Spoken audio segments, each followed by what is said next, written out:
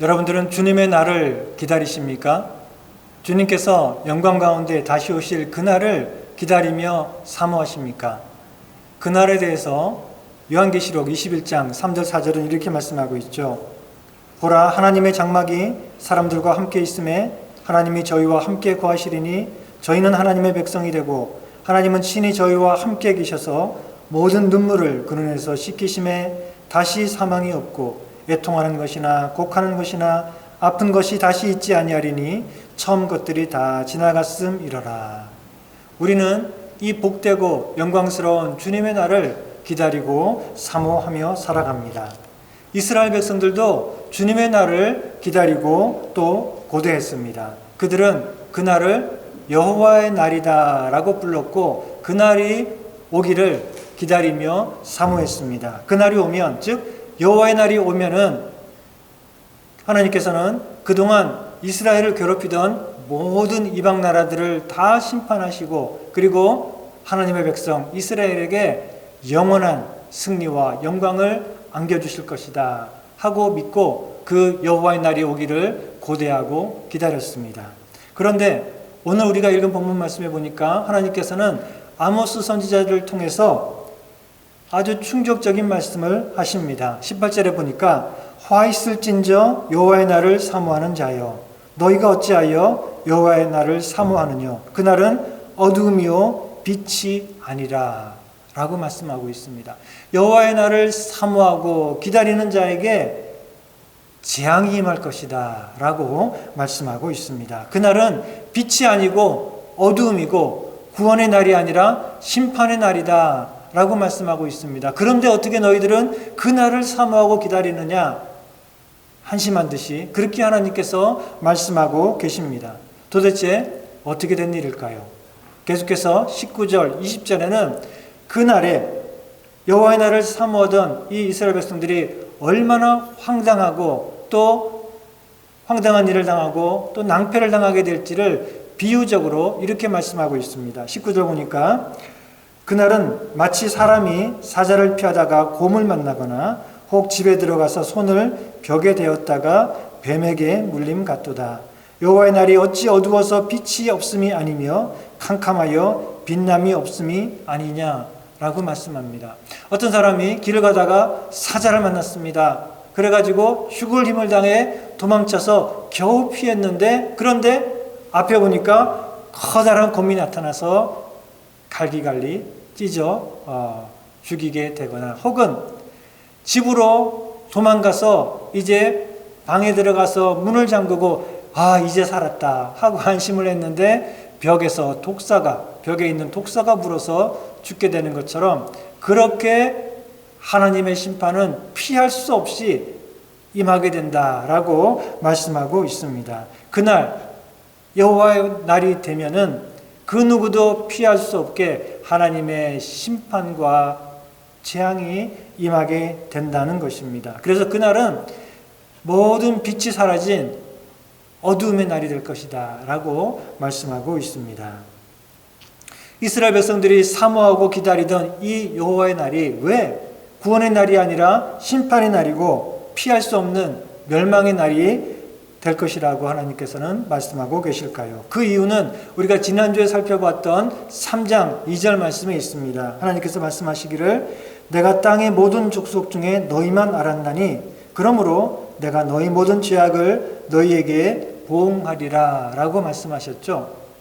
이스라엘 백성들은 하나님의 크신 은혜와 사랑을 받았습니다. 그런데도 그들은 하나님의 율법을 멸시하고 하나님의 말씀에 불순종하고 온갖 죄악된 삶을 살았습니다. 그래서 하나님께서는 그들의 죄에 대해서 이제 그대로 갚으신다, 부응하신다. 그래서 그들에게 심판이 임하게 된다라고 말씀하고 있습니다.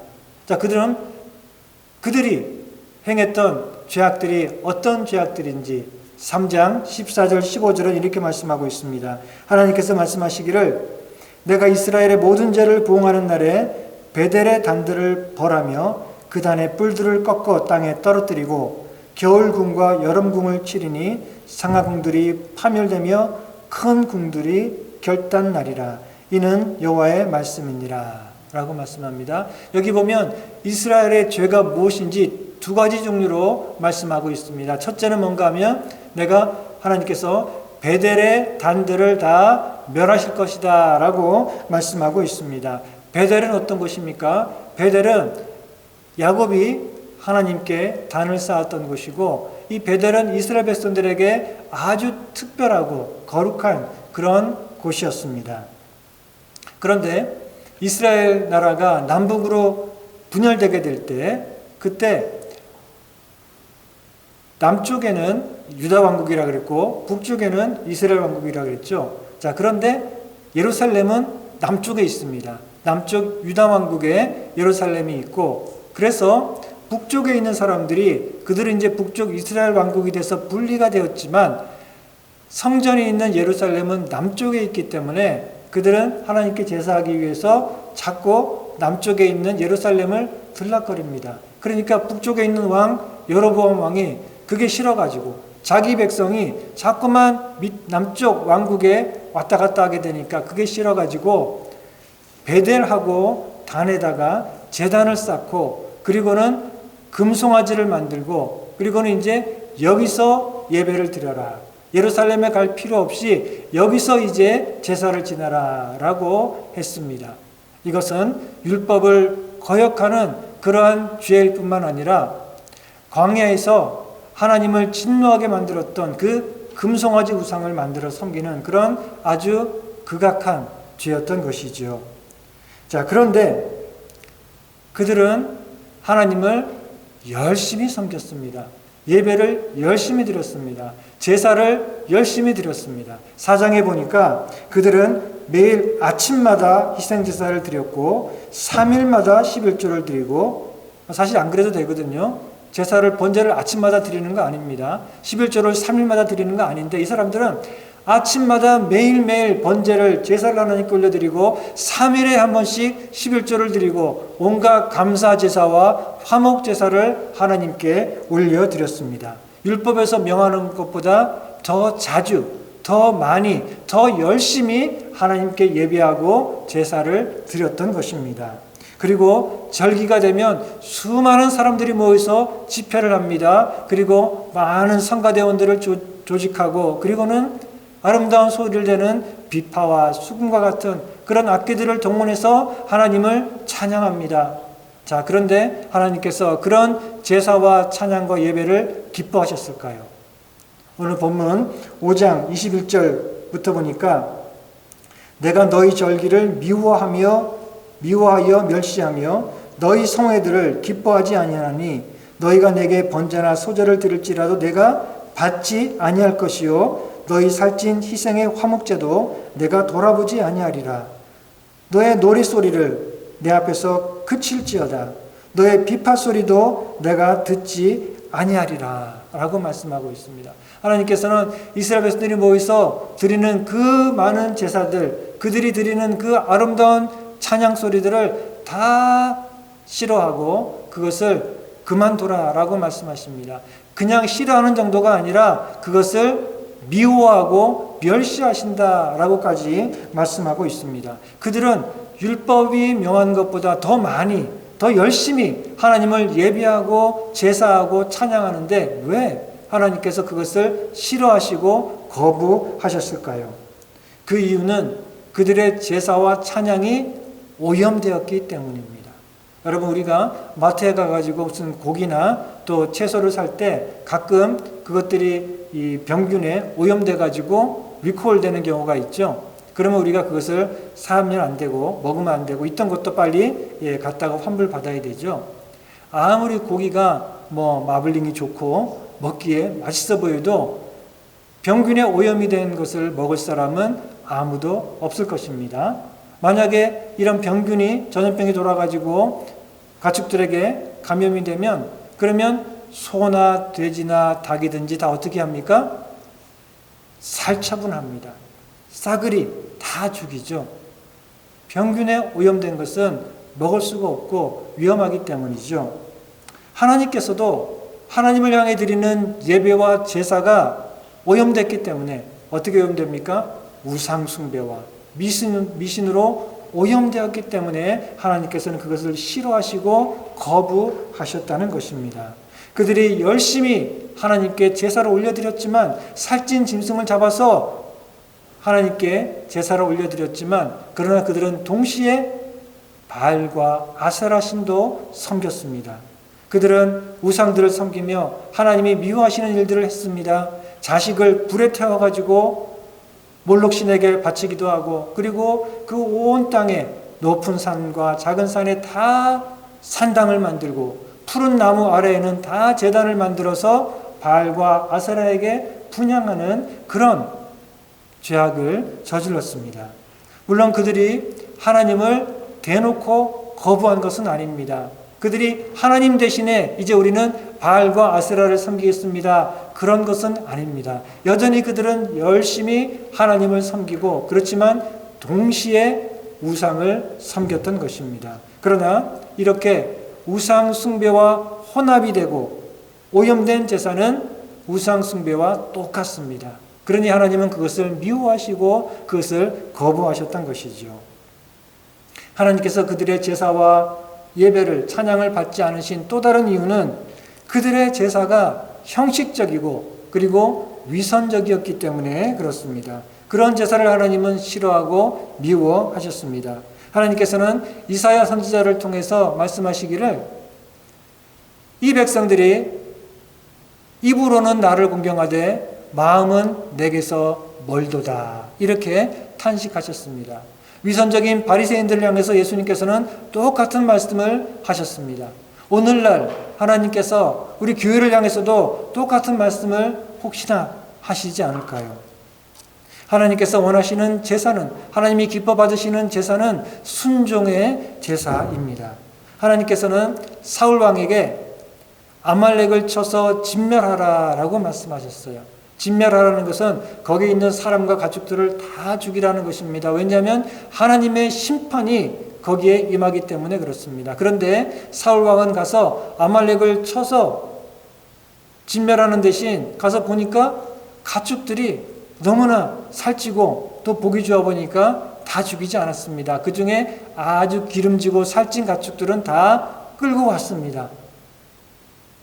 사무엘이 보고 진노하고 책망했죠. 그랬더니 사울이 뭐라 그랬습니까? 내가 다 말씀대로 죽이려고 했는데 가축을 보니까 너무 가축들이 아주 포동포동하고 살이 찌고 기름지고 좋아 보여서 이거를 하나님께 제사로 지내면 얼마나 좋을까, 그래가지고 갖고 왔습니다. 말 되죠? 말 되죠? 하나님도 얼마나 좋아하실까, 그래서 제사 드리기 딱 좋을 것 같아서 가져왔습니다 라고 말했습니다. 자, 그럴 때 사무엘은 이 사울 왕을 이렇게 책망합니다. 사무엘상 15장 22절부터 보니까 말씀하기를, 사무엘이 이르되 여호와께서 번제와 다른 제사를 그의 목소리를 청종하는 것을 좋아하심같이 좋아하시겠나이까? 순종이 제사보다 낫고 듣는 것이 수양의 기름진 소와 양으로 제사 드리는 것보다 더 나으니, 이는 거역하는 것은 점치는 이 사술의 죄, 온갖 미신을 행하는 그런 죄와 같고, 완고한 것은, 순종하지 않고 불순종하는 이 완고한 것은 사신 우상, 즉 죽어있는 우상에게 절하는 죄와 같음이라 라고 책망하고 있습니다. 어떤 좋은 핑계를 대든지 불순종하는 것은 곧 뭐와 같다고요? 우상 숭배와 같다는 것입니다. 여호와의 날이 이스라엘 백성들에게 구원의 날이 아니라 오히려 심판의 날이 되는 첫 번째 이유는 뭐라 그랬습니까? 바로 그들이 하나님 앞에 범죄했는데, 그 죄가 어떤 죄입니까? 첫째는 종교적인 죄라 그랬습니다. 그들이 하나님께 열심히 제사와 예배를 드렸지만 그것이 우상 숭배와 이런 불순종과 위선으로 오염되어 있기 때문에 하나님께서는 그 예배를 받지 않으신 것입니다. 그들이 하나님께 제사를 지내지 않고 또 예배를 드리지 않았다는 게 아닙니다. 그들은 열심히 제사를 지냈습니다. 그러나 그것이 우상 숭배와 또 불순종으로 인해서 오염되었기 때문에 하나님은 그것을 받지 않고 오히려 하나님의 심판과 진노가 그들에게 임할 것이라고 선포하십니다. 그리고 여호와의 날이 구원의 날이 아니라 심판의 날이 되는 두 번째 이유, 즉 이스라엘의 두 번째 죄는 뭔가 하면 그들 가운데 가득한 사회적인 불의였습니다. 아까 읽었던 3장 14절 15절을 다시 보면 이스라엘의 두 가지 죄가 나오는데 14절은 내가 이스라엘의 모든 죄를 보호하는 날에 베델의 단들을 벌하며 그 단의 뿔들을 꺾고 땅에 떨어뜨리고 라고 했죠. 즉 베델을 비롯한 이 이스라엘 전역에서 행해지고 있는 우상 숭배, 즉 종교적인 죄로 인해서 하나님의 심판을 임할 것이다 라고 말씀했고요. 자, 그 다음 절 15절에 보면 겨울궁과 여름궁을 치리니 상하궁들이 파멸되며 큰 궁들이 결단나리라. 이는 여호와의 말씀이니라 라고 말씀하고 있습니다. 자, 여기서 궁이라고 하는 것은 별장을 말합니다. 자, 그런데 이 별장들이 보니까 부자들의 별장들이죠. 그 별장들이 겨울 별장 따로 있고 여름 별장이 따로 있습니다. 그 별장들이 상하로 아주 비싼 요즘으로 하면은 온갖 대리석 같은 그런 호화스러운 재료들로 만들어진 그런 상하 별장들이 있고 또 아주 규모가 큰 거대한 별장들도 있었다는 것입니다. 자, 이렇게 부자들이 온갖 사치와 허영과 또 호화스러운 그런 삶을 살고 있는 것을 보여주는데 바로 그들의 그 호화스러운 삶에 하나님의 심판이 임할 것이다 라고 말씀하고 있습니다. 자, 여름 별장, 겨울 별장 따로 이렇게 둘 정도로 사치와 허영을 누리는 이 부자들, 어떻게 그렇게 부자가 되었을까요? 그 이유는 5장 11절 12절에 이렇게 말씀하고 있습니다. 너희가 가난한 자를 밟고 저에게서 미래에 부당한 세를 취하였은즉, 즉 노동자들을 부당하게 착취했다는 것이죠. 그러니까 너희가 비록 다듬은 돌로 집을 건축하였으나 거기 거하지 못할 것이요, 그들이 아무리 화려하고 호화스러운 그런 별장을 건축했어도 하나님의 심판이 임하면 그들이 거기 거하지 못할 것이다 라고 말씀하는 것이죠. 아름다운 포도원을 심었으나 그 포도주를 마시지 못하리라. 너희의 허물이 많고 죄악이 중함을 내가 아노라. 너희는 의인을 학대하며 뇌물을 받고 성문에서 궁핍한 자를 억울하게 하는 자로다.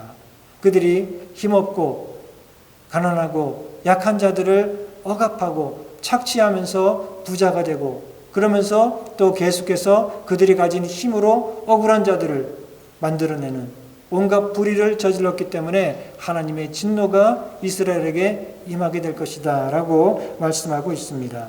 실제로 보면 또 그들에 대해서 이렇게 말씀합니다. 정의를 쓴 쑥으로 바꾸며 공의를 땅에 던지는 자들아. 그들은 온갖 불의한 일을 하면서 이 정의란 말이 나오면 아주 끔찍히 싫어합니다. 정의를 쓴 쑥으로 만들며, 이 말은 쓴 쑥을 먹고 인상을 쓰듯이 정의란 말만 나오면 듣기 싫어가지고 아주 인상을 쓰고 끔찍히 싫어하며 공의를 땅에 내팽겨 쳤다는 것입니다. 이렇게 악하고 불의한 일을 행하면서도 그들은 열심히 하나님께 제사를 드리고 아름다운 소리로 하나님께 찬양을 올려드렸습니다. 하나님께서 그것을 기뻐하셨을까요? 우리 아까 읽었던 말씀 다시 보면 21절부터 24절입니다. 하나님께서 말씀하시기를 내가 너희 절기를 미워하며 멸시하며 너희 성회를 기뻐하지 아니하나니 너희가 내게 번제나 소제를 드릴지라도 내가 받지 아니할 것이요 너희의 살찐 희생의 화목제도 내가 돌아보지 아니하리라. 너의 노래소리를 내 앞에서 그칠지어다. 너의 비파소리도 내가 듣지 아니하리라. 오직 정의를 물같이 공의를 마르지 않는 강같이 흐르게 할지어다. 이스라엘 백성들은 여호와의 날을 사모하고 기다렸지만 그 날은 하나님께서 그들의 죄에 대해서 보응하는 그런 심판과 멸망의 날이었습니다. 그러나 그들은 피할 길이 있었습니다. 14절에 보니까 너희는 악을 미워하고 선을 사랑하며 성문에서 정의를 세울지어다. 만군의 하나님 여호와께서 혹시 요셉의 남은 자를 불쌍히 여기시리라. 이제라도 하나님이 기뻐하시는 참된 제사를 드려야 된다는 것입니다. 하나님께서 기뻐하시는, 하나님이 원하시는 참된 제사는 어떤 제사일까요? 바로 통회하며 회개하며 하나님께 나아가 엎드리는 것이 바로 하나님이 기뻐하시는 제사라는 것입니다. 시편 51편 10절은 말씀합니다. 여호와께서 구하시는 제사는 상한 심령이라. 하나님이여 상하고 통회하는 마음을 주께서 멸시하지 아니하시나이다. 우리 손에 살찐 소와 양을 잡아서 하나님께 가서 바치는 것이 아니라 빈손으로 하나님께 나아가서 통회하며 자복하며 회개하는 그것을 하나님이 기뻐 받으시는 제사로 하나님이 원하신다는 것입니다. 그리고 하나님이 원하시는 제사는 우리 삶의 제사, 순종의 제사입니다. 로마서 12장 1절을 말씀하기를 그러므로 형제들아 내가 하나님의 모든 자비하심으로 너희를 권하노니 너희 몸을 하나님이 기뻐하시는 산 제물로 드리라. 이는 너희의 드릴 영적 예배니라. 순종하는 삶이 하나님이 기뻐하시는 참된 제사요 참된 예배라는 것입니다. 사랑하는 성도 여러분, 주님의 날이 속히 오기를 기다리며 사모하고 계십니까? 그 주님의 날이 오면은 그 날이 심판과 멸망의 날이 아니라 여러분들에게 구원과 영광의 날이 되기를 원합니다. 그러나 많은 사람들에게는 그 날이 큰 낭패와 또 좌절을 겪게 되는 그런 고통의 날이 될 것입니다. 입으로는 주여 주여 하고 그리고 또 주님의 이름으로 큰 능력을 행하기도 했지만 예수님께서는 그들을 향해서 내가 너희를 도무지 모르니 나를 떠나서 사탄을 위해 예비한 곳으로 떠나가라 라고 말씀하시게 될 것입니다. 그들이 주님을 향해서 주여 주여 하고 열심히 많은 일들도 하고 큰 능력도 했는데 왜 주님께서 그들을 전혀 모르신다라고 말씀하실까요? 그것은 바로 그들이 말씀은 알고 겉으로는 열심이었지만 그러나 말씀대로 살아가지 않는 위선적인 그런 크리스찬이었기 때문에 그렇습니다. 그런 자들에게 주님께서는 말씀하십니다. 마태복음 23장 23절을 보니까 너희가 박하와 회향과 근추의 11조는 아주 열심히 잘 챙겨서 드리지만 율법에 더 중요한 바 정의와 긍휼과 믿음은 버렸도다. 그러나 이것도 행하고 저것도 버리지 말아야 할지니라 라고 말씀하고 있습니다. 이것이 오늘 우리들에게 주시는 하나님의 말씀입니다. 우리가 열심으로 믿음 생활해야 됩니다. 열심으로 교회 생활해야 됩니다. 열심으로 기도 생활해야 됩니다. 그러나 그뿐 아니라 우리는 또한 우리 삶 속에서 정의를 행하고 긍휼과 자비를 베푸는 그런 순종의 삶을 살아가야 됩니다.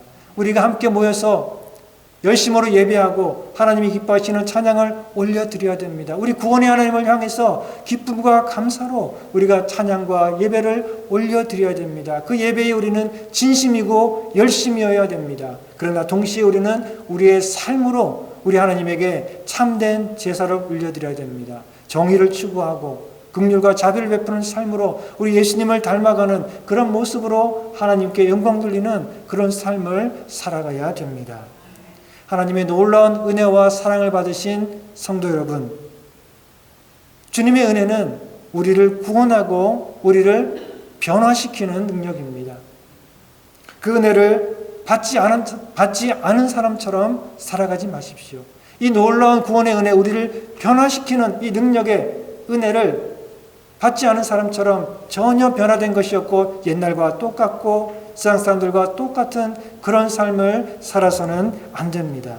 하나님의 이 놀라운 은혜에 합당한 삶을 살아가시기 바랍니다.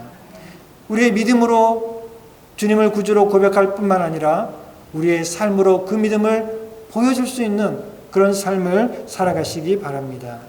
늘 정의를 추구하고 사랑과 긍휼을 베풀며 살아가시기를 바랍니다. 그것이 하나님이 기뻐하시는 산제사고 구원받은 사람의 참된 모습입니다. 이렇게 하나님이 기뻐하시는 모습으로 매일 주님의 날을 사모하고 기다리며 살아가다가 마침내 그날이 되었을 때에 영광 가운데 우리 주님을 만나시는 여러분들 다 되시기를 주님의 이름으로 축원합니다. 이 시간 우리 다 같이 기도하실 때에 주님,